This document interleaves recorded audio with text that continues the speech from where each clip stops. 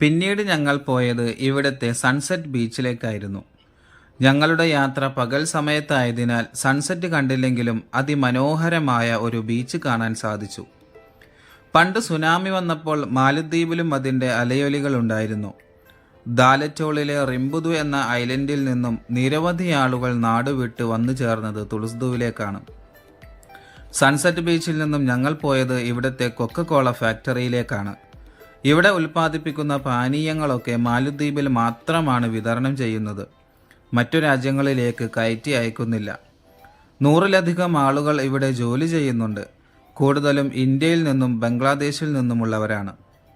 ഞങ്ങൾക്ക് ഫാക്ടറിയുടെ അകത്ത് കയറുവാനും അവിടുത്തെ പ്രവർത്തനങ്ങളൊക്കെ നേരിട്ട് കാണുവാനും അവസരം ലഭിച്ചു. ഒരു ഗൈഡ് ഞങ്ങൾക്ക് കാര്യങ്ങളൊക്കെ വിശദീകരിച്ചു തന്നു. ക്യാമറ അകത്തേക്ക് കൊണ്ടുപോകാനുള്ള അനുവാദമില്ലാത്തതുകൊണ്ട് അകത്തുള്ള കാഴ്ചകൾ പകർത്താൻ സാധിച്ചില്ല. ഫാക്ടറി വിസിറ്റിന് ശേഷം ഞങ്ങൾ ഉച്ചഭക്ഷണം കഴിച്ചു. ഇതാണ് തുളുസ്ദുവിലെ മസ്ജിദ്. ഈ കാണുന്നത് കാഫറ്റോളിൻ്റെ അഡ്മിനിസ്ട്രേഷൻ ഓഫീസാണ്. അടുത്ത് തന്നെ തുളുസ്ദു ഐലൻഡിൻ്റെ കൗൺസിൽ ഓഫീസുമുണ്ട്. അതിനോട് ചേർന്ന് തന്നെയാണ് കോടതിയുമുള്ളത്. ഇതാണ് തുളുസ്ദുവിലെ സ്കൂൾ. കാഫറ്റോൾ എഡ്യൂക്കേഷണൽ സെൻറ്റർ എന്നാണ് സ്കൂളിൻ്റെ പേര്. സ്കൂളിൻ്റെ അടുത്ത് തന്നെ പ്രീ സ്കൂളും നമുക്ക് കാണാം. തുളുസ്ദുവിലെ പവർ ഹൗസാണിത്. ഇതിൻ്റെ മുന്നിൽ തന്നെയാണ് ഫുട്ബോൾ ഗ്രൗണ്ടും ഉള്ളത്.